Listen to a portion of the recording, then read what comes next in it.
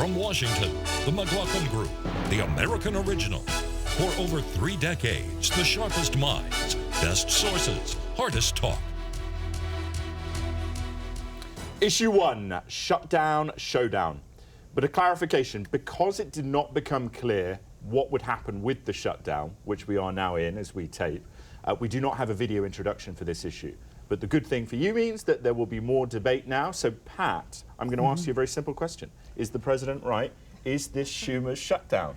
Look, the party that's responsible for shutting down the government of the United States is the party that voted to shut down the government of the United States in the House, the Democratic Party. What this is an act of extortion by the Democratic Party to force the president and the Republicans to grant an amnesty to roughly 800,000 dreamers that they can't get through the regular Congress. So that's basically what it is, an act of extortion. But you know, the number of dreamers you find out and the number of DACA folks that's going to be eligible may not be 800,000, it may be millions. Eleanor? I don't know where you came up with that figure, but that's the first I've I heard do, of but I'll let you that. speak first. Okay. We'll talk about it. All right. I will quote Donald Trump in 2013 in the midst of a shutdown when President Obama was in the White House. And Donald Trump said, "The job of the president is to lead. In 20 years, nobody's going to remember who was the Speaker of the House or the leader of the Senate. The blame for the shutdown goes to the leader in the White House. He should get everybody in a room and lead." Trump was elected on his promise that he could make a deal, that he knew how to lead, and this is a failure of governing on the part of the Republicans, which control all 3 branches, 2 houses of Congress and the White House. And the Democrats, there's risk here too, because if it were me, I would probably take the deal. You get 6 years of funding for the CHIP kids, the 9 million kids who are getting health insurance. Right, yes, but the Democrats know that there's no guarantee that they will get relief for the dreamers because you can't trust this White House, which is in the grips of Stephen Miller, and yes, the Chief of Staff, John Kelly, real hardliners on immigration. And if they don't use the cudgel while they have it, they're never going to get relief for the dreamers, which 90% of the country wants to see remain here. Both parties are to blame, but the reality is, as Eleanor said a few moments ago, Republicans own this town, and so if you want to take a look at that for its worth, that means that Republicans probably are more, have more dirty hands, if you will, about this government shutdown. But Pat has a good point. The reality is that Democrats are putting a gun to Republicans' head when it comes to immigration, when it comes to DACA. But here's what we also know. We also know that the polls are showing right now that the American public are probably going to blame the Republicans more than the Democrats for a government shutdown. It's bad for morale, it's bad for politics, and it's bad for our country overall. Let's get people back to work. Clarence, would you take the deal? The deal that's been offered to the Democrats. Correct, yeah. I think that they did the right thing. It's a risky thing, though, to hold their ground. But this is where it gets back to the difference between DACA and dreamers, Pat. The reason why you're right, there are a lot more dreamers than DACA, really. The Obama administration wanted to get the cream of the crop for the DACA group, so they lowered the age limit to 16 from 18. They are looking for people with college degrees and all this. Yeah, well, it's all political, right? It's all political. They wanted cream of the crop, and that's the DACA. Dreamers is a much broader category, and indeed there are Eleanor said they have a cudgel, and that's exactly right. This is an act of extortion. You're also right in this. There is nothing in that bill that was rejected by the Democratic Party in the House to which they actually object. Yeah. They're simply holding the government hostage. Now, who's going to win the battle? That depends on talk shows, it depends on communication strategy, on Trump's Twitter feed, and all the rest of it. But the reality is, the Democratic Party voted to shut down the government. It's very hard. Trump was offered a deal. He signed off on the deal, and then he was pulled back by the people in the party who were claiming this is amnesty, Who voted and you're to going to shut lose down the the base. government? There are 2 Americas here. Republicans have fewer immigrants and fewer DACA recipients in their districts. But let's states. fast forward. Excuse me, I want to finish this point. Trump lost 16 of the 20 states that have the highest numbers of immigrants in DACA, and he won 26 of the 30 states that have the lowest level of immigrants. Republicans don't feel an urgency about representing these people who live voted with to us shut and down take the care of our government? children. Hey, wait. I want to I ask a question here. How long is this going to last? Is it going to be 1 week, 2 weeks? What do you think? In terms of the shutdown? In terms of the shutdown. I think it's going to be about a week. Pat? I don't think it's going to be too long because both sides Give me a week are hurting. number. I would say within a week. You know, this is brinksmanship. Usually somebody blinks, and they blink pretty fast when they feel the pain. So week. But we are in different times here, and the Democrats are Number. not going to fold. Number, 2 weeks. I think a week and a half. But to answer Pat's question, though, this, Democrats voted against what was being offered. But it's very hard to shut down the say. government. It's very hard to say Democrats are to blame when Democrats don't run anything. Pat. They don't control All right. anything. We're going it all to. now. Okay, I'm going to say it's going to be less than a week. Issue 2: staying in Syria. The United States will maintain a military presence in Syria, focused on ensuring ISIS cannot reemerge. Our military mission in Syria will remain conditions-based. We cannot make the same mistakes that were made in 2011 when a premature departure from Iraq allowed al-Qaeda in Iraq to survive and eventually morph into ISIS.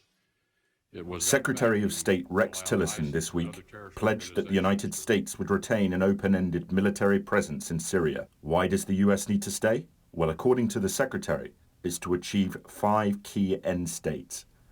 First, the defeat of ISIS and al-Qaeda groups. Second, the establishment of a unified Syria operating under post-Bashar al-Assad leadership. Third, the reduction of Iranian influence in Syria.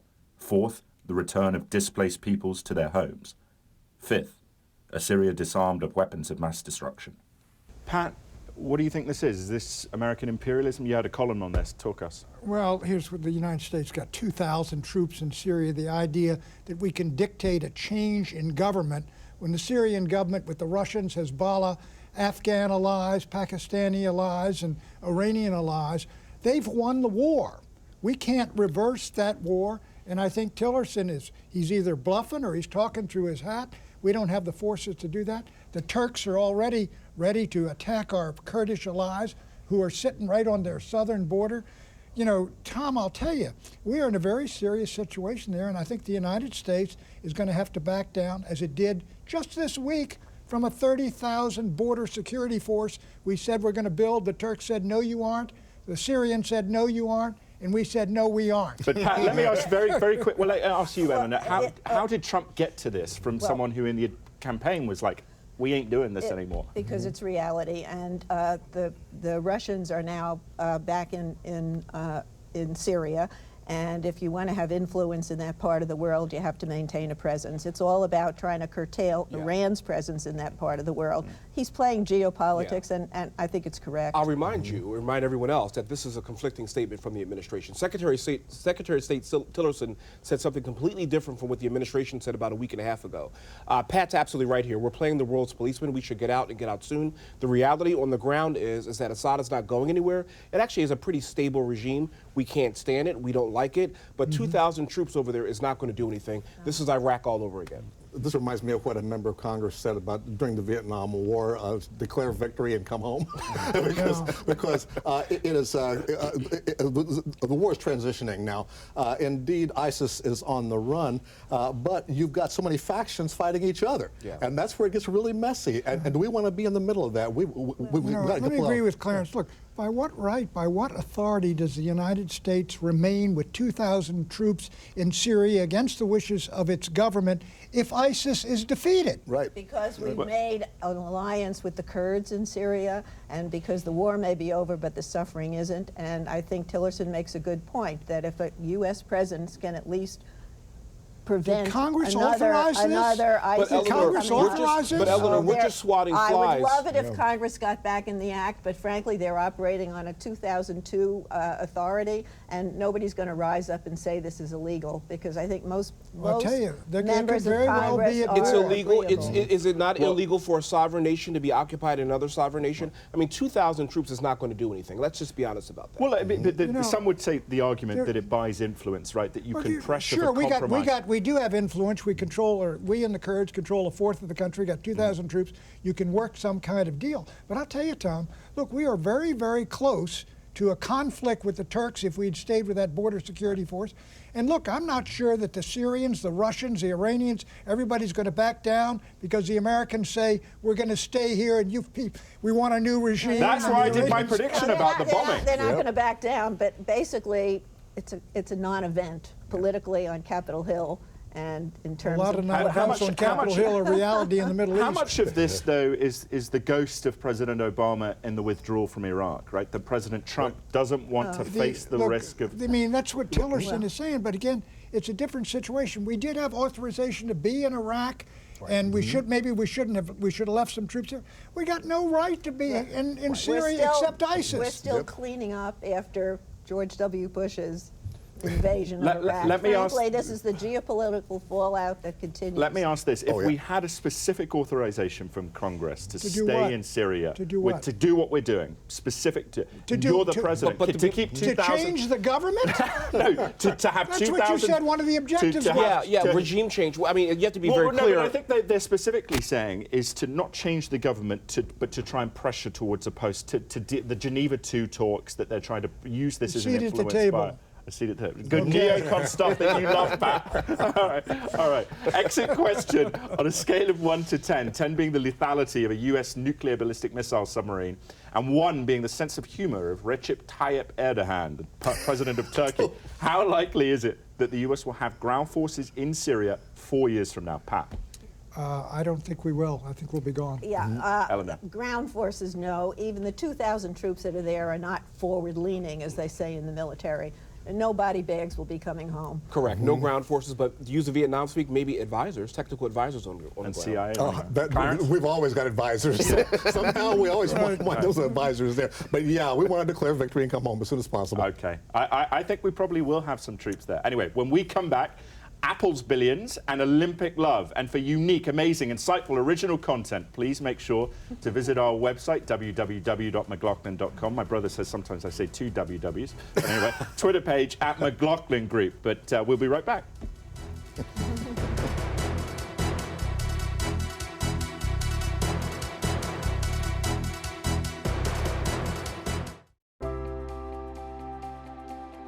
When I grow up, I want to make cars fly, soaring through the air like a rocket. We all grow up, but you might say my head's still in the clouds. Because at Cope, my team and I dream up new technologies to make cars more aerodynamic, which improves fuel economy. It's a challenge, but this is what I was born to do.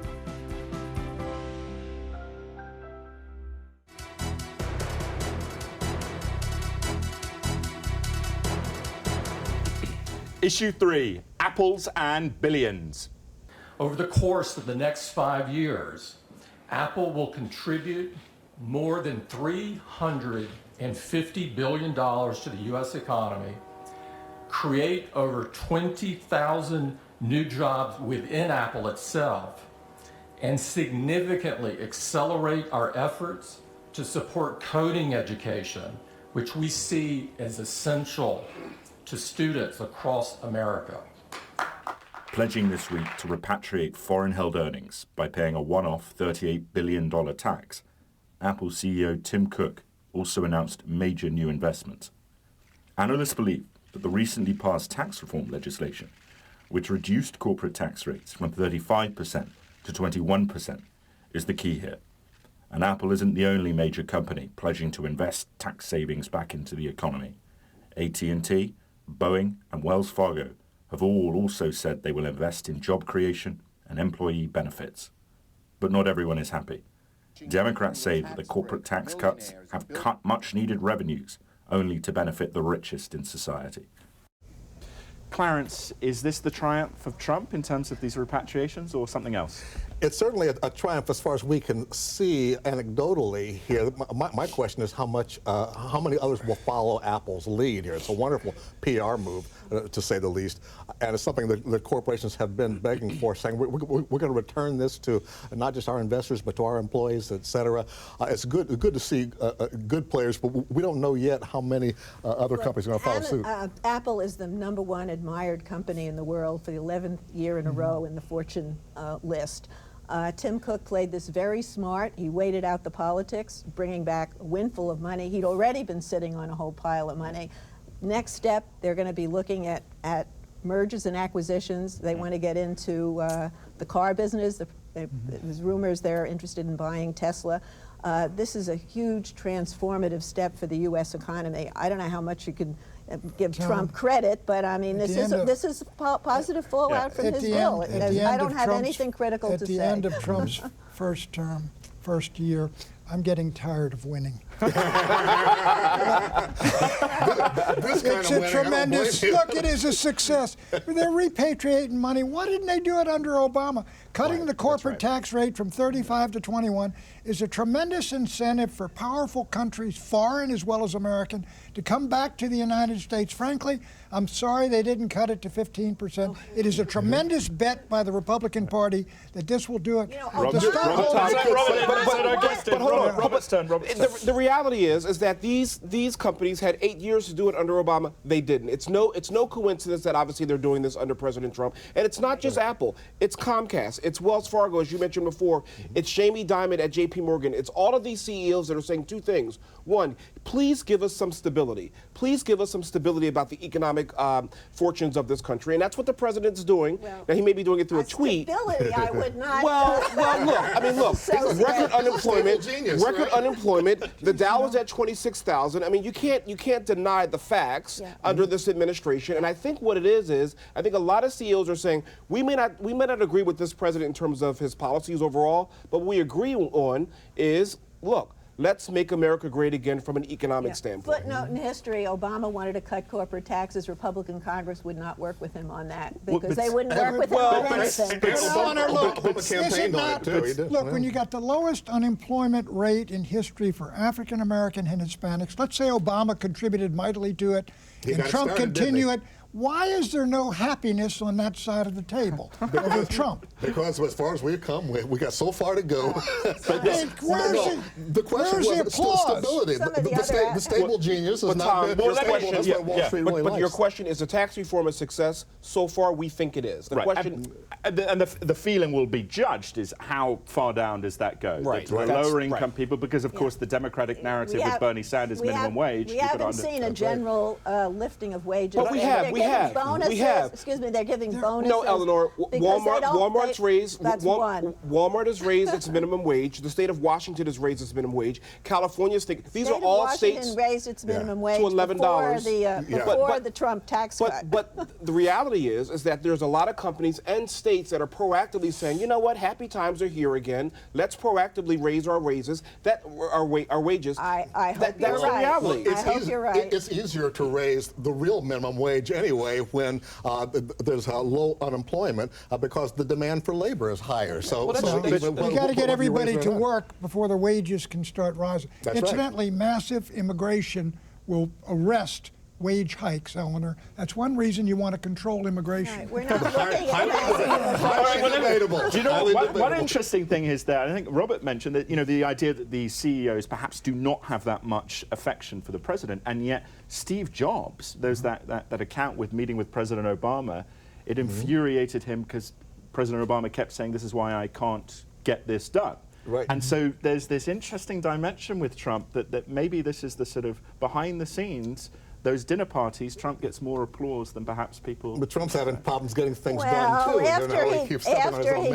After he signed the tax bill, he went to Mar-a-Lago and had a nice event with all his millionaire and billionaire friends. And I think the workers at Mar-a-Lago are going to get a pay raise. I'm confident of that. Told them all, you're all going to be a lot richer. Yeah. By the way, Pat, Mar-a-Lago hires a lot of immigrants down there. You know that? You know, they're Haitians. Yep, that's right. He kept that little provision. Yep. Okay, all right, let's go on to something else. Issue 4, Olympic love. Pyeongchang 2018 Organizing Committee, the President of the Hellenic Olympic Committee, and the President. The iconic moment right there for... Last October, as she handed over an olive branch in anticipation of next month's Winter Olympic Games in Pyeongchang, South Korea, the Greek high priestess might have doubted the potential for peace. After all, in light of repeated North Korean ballistic missile tests, war clouds have been gathering over the Korean peninsula. But this week, new hopes for peace glimmered forth. South Koreans celebrated as their government announced that it would participate in the Pyeongchang Games alongside North Korean athletes. The two nations will compete under a shared unification flag in the aspiration of a more peaceful, cooperative future. Still, some American analysts are concerned.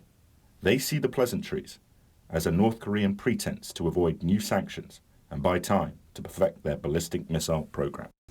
Robert, I'm going to ask you this one. Do you think this is, from the US point of view, is this good or bad? It's okay, but I still think this is a PR stunt. The reality is Kim Jong-un, he still starves his people, he's a liar, he's a brutal dictator, and he continues to try to outfoil the UN. The reality is that we still need to keep the heat on him, and also the reality is that he still is trying, very much so, to perfect his nuclear capability. This is nothing but a PR stunt. The reality is Little Rocket Man has won the face-off so far. Right. I mean, he's tested a hydrogen bomb and an intercontinental ballistic missile, and now they've got this sort of détente with South Korea. The objective there is to split off the South Koreans from the Americans, to have a good arrangement. I'm all for what they're doing with South Korea, but I do agree that once the Olympics are over, we're going to find that suddenly Little Rocket Man is testing a new rocket. Yeah, Little Rocket Man's developing bigger rockets. And let me ask you, that's Clarence, do you happen. think this is the death of the maximum pressure strategy? In the sense, South Korea and China here, this is sort of more... Well, there's a death of something going on here between the U.S. and Korea. Remember that Trump and Kim Jong-un were going back and forth with the petty sniping. The next thing you know, Kim Jong-un just turns around and faces towards South Korea and says, hey, let's you and us talk. Forget those guys over there. That's a big shift in our international relations. But it's a marketing point. And well, you know, this allows him to go ahead and develop his technology on the one hand, on the other hand, have this big PR move reaching out to South Korea, and the Korean people have always wanted unification in one way or Eleanor, another. do you think it shows he's more rational, perhaps? Who? Who's Kim Jong-un, the clever ploy here. Yeah, I would agree that about Kim Jong-un. Not about President Trump. This is 1 year into the president's administration, and I think his recent treatment of North Korea shows him coming to grips with reality there. He boasted recently in an interview, I think with the Wall Street Journal, that he either has or will have a good relationship with Kim Jong-un. So he's backed off some of the inflammatory rhetoric. But you're going to see the South Koreans, I think, because of their desires, they're going to want to move economically toward the North Koreans. So frankly, you've got to let South, since they got the most at stake, let the South Koreans play the hand. But we got a right to have our own independent judgment, depending on what the South Koreans do. And I want to, you know, one thing interesting here, if you look at the Soviets in 1957, when they're developing their ballistic missile, the one final thing that seems to be standing out is the re-entry vehicle, which you can do a lot of the research in a factory. Right. So how much is this just a time ploy to get that 6 months and then it's done? Well, that's part of it. That's part of it. Accepting the fact that they are further along in nuclear development than we could have imagined, I think, is something American policymakers are just coming now to grips with. Well, and then the question, you can't respond militarily. The key question, you got to rev up the diplomacy, and that's good. Do we accept the fact that they may have an intercontinental ballistic missile and a small warhead that can reach Seattle? Is that a red line? And will the United States really launch a war to prevent that? Let me make you all commander-in-chiefs here for a second. Robert, you're the president. They have the ICBM. Do you accept it? No. What do you do? I do some type of harsh sanctions. I get China and South Korea and probably Russia. So you sanction China? You're not which is the talking only about harsh war. sanctions you can do now. Robert's not talking about war, though, from what I hear. President Buchanan, you run. Would you do it? Would you bomb them? I'll start a war with North Korea? No. I use the Iran nuclear deal as my model, and you work with them and you make it in their interest to freeze their program. President Page. Okay, they could start it up at some distant point in the future, but that's the key, showing them that it's in their interest. Frankly, the North Koreans see the necessity of having a bomb partly because they can't trust the U.S. promises. Look what happened to Libya. Libya. All right. We must depart. I'm sure we'll come back to this. Anyway, we will be right back with predictions.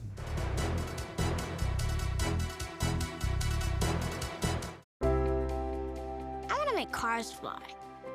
I love turning old stuff into something amazing. I want to plant a garden for the whole world. We grow up, but we never stop dreaming.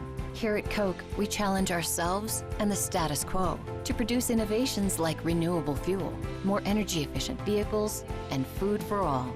Because what drives us most is challenge itself. When I was a freshman in college, I lost my brother Brian to suicide. Brian had been a very successful college student himself who was president of an a cappella group, sports editor of a newspaper, 3.8 GPA at an Ivy League university. Brian eventually went and sought help in his senior year. The hopelessness and the helplessness that accompanies depression had gotten to him, and had gotten to him so strong that just about a year later, in my freshman year of college, Brian died by suicide.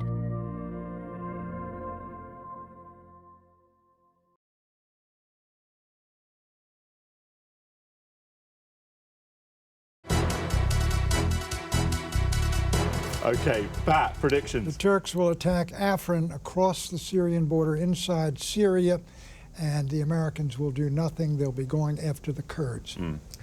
The rebound is one of the most powerful forces in politics, and the women's marches across the country this weekend show the power of that movement to turn into an electoral force. Thousands of women are running for office. Many of them are winning. Black women elected a Democrat in Alabama. The transformation in Virginia shows the power of the women's vote. Hillary Clinton may have ignited more female power in this country by losing than she would have by winning. House Democrats most likely will pick up 25 to 30 seats come November. The real question is will there be another Speaker Pelosi, and whether or not this will be the final coup to oust her. And the question then becomes, is it Steny Hoyer? Is it Jim Clyburn? Who is the next power player on the Democratic side? We don't know. Interesting. Clarence. I expect we have seen the first and the last fake news awards from the Trump administration. It was a bit of a bust. It was a bit of a bust, okay.